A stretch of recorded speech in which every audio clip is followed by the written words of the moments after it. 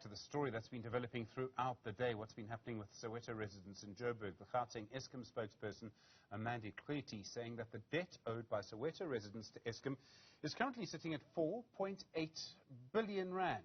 She says more than half of the customers in Soweto are not paying for the electricity that they're using. But I mean, obviously, as we were listening to them, one of the things that they were raising is issues around paying the reconnection fines that they've been given. I mean, we still say that the customers need to pay for the services that they are receiving, and in this case, it's electricity. So if you use electricity, you have to pay for the electricity, and you also need to buy electricity from legal vendors. So that's very important to us, and we do our utmost best to ensure that we provide reliable electricity to our customers.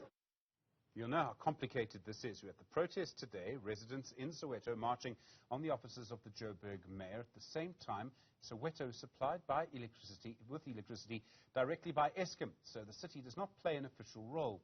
Professor Sinwell is at the Centre for Sociological Research and Practice at the University of Johannesburg. He's one of several people who've conducted studies into this problem. Professor, good afternoon to you. I mean, this is a huge issue. It's got very deep historic roots. We can see the anger of people during this march. We know of the long-running problems. Who's responsible for this? Is it the city? Is it Eskom? Do the residents bear some responsibility if there's such a low payment rate? Well, what is happening and what our research really demonstrates, like you suggested, is that this is a deep-seated historical problem which is located in cost recovery and privatization. So if you listen to the protesters, most of them are saying that they're actually willing to pay. But what you find, and what we find in our research, is that you are less likely to be serviced if you are living in Soweto or Alexandra than if you are living in a place like Sandton.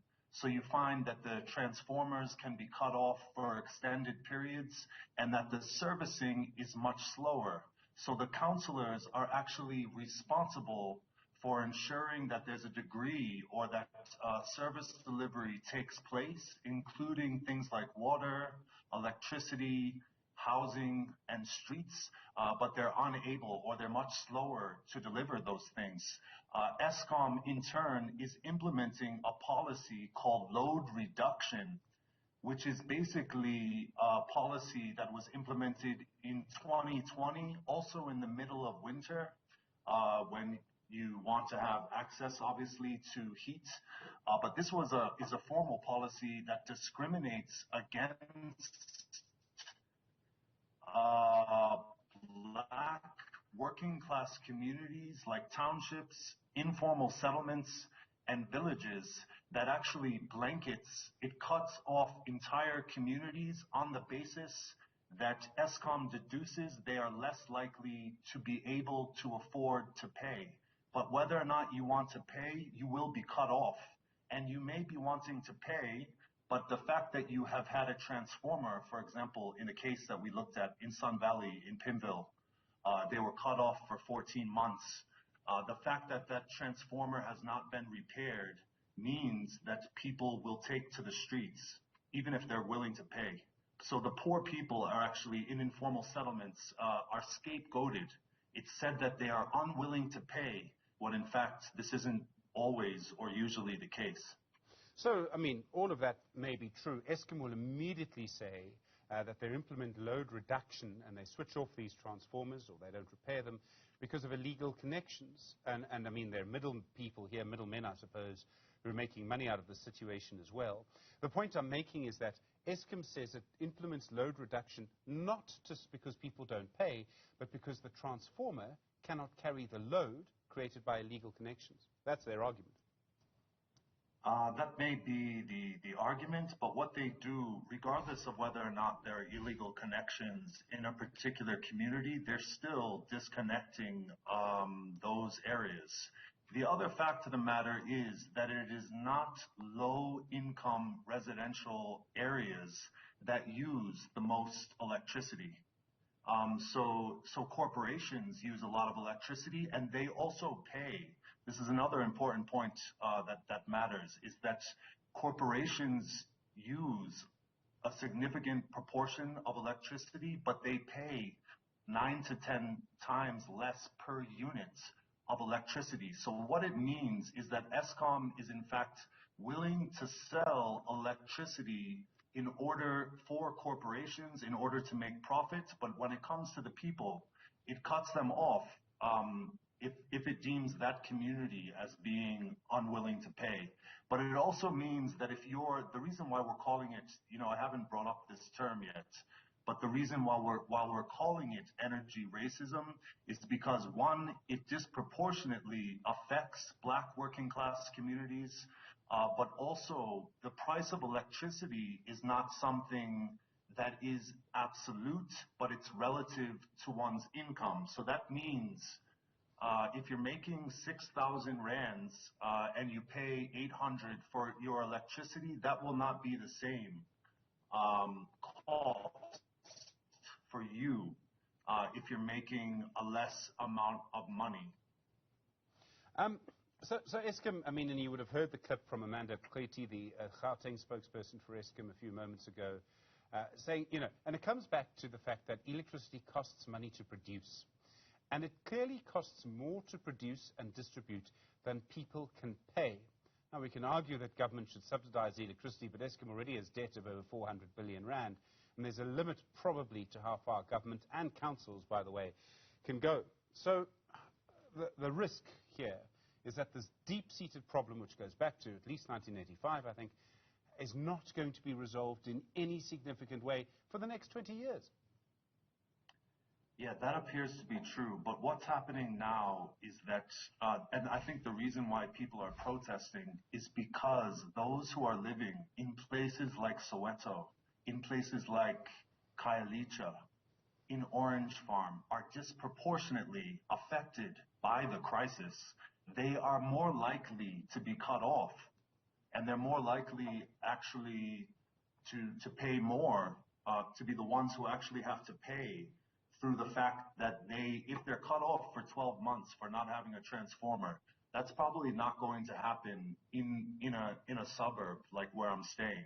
It's more likely to happen in a working class area where people are making less money and then they don't have electricity under load reduction for 5 or 10 hours a day in some cases. We're worried about being cut off for 2 hours. They can be cut off for 10 hours. It means they can't refrigerate their food. It means they're the ones who are actually paying for the crisis that we find ourselves in right now, disproportionately. So what solutions are there? And the only possible solution I can really see is for the price of solar power for homes to come down so dramatically that people can do that, because they can't pay the debt is the problem. Yes, of course, we do want solar power, solar energy, not only to be reliant upon coal to such a significant extent, but we will also find that until load reduction is ended, in fact, you'll continue to have these protests. We also need, in terms of a solution, greater servicing, because it's not only the places where there's illegal connections. It's not true that it's only in the places where there are illegal connections that people in townships, villages, and informal settlements are cut off. You're cut off in Soweto, whether that's happening on your corner or not.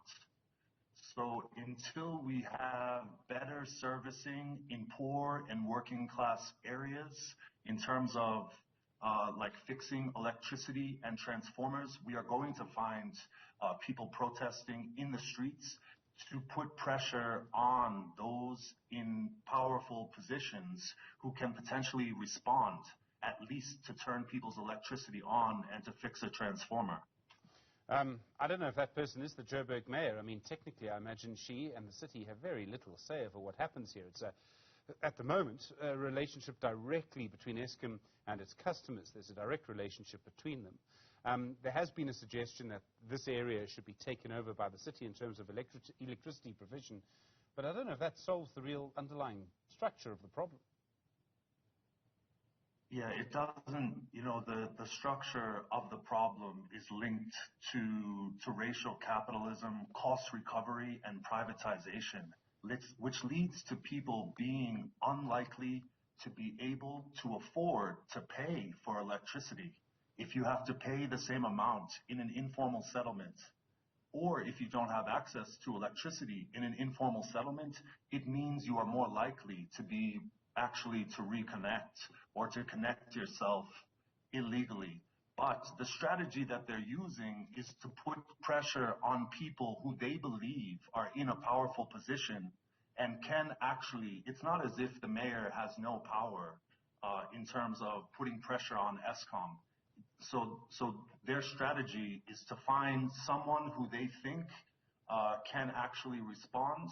It doesn't have to be directly to Eskom because it seems like the only way, most of the time, the other thing that we find is that in these communities, including in Pimville in particular, people have been putting pressure on Eskom officials over a long period of time and not getting responses. They put pressure. It's not the first time they will have stood up. They put pressure on local government officials to try to get them to respond. Now what they are doing is escalating the issue and indicating we'll shut down Soweto and now we're going to go to the CBD until you respond to our demands. Professor, I really appreciate the time. Thank you. Professor Luke Sinwell is from the he's from the Center for Sociological and Good Practice at the University of Johannesburg. I do appreciate it.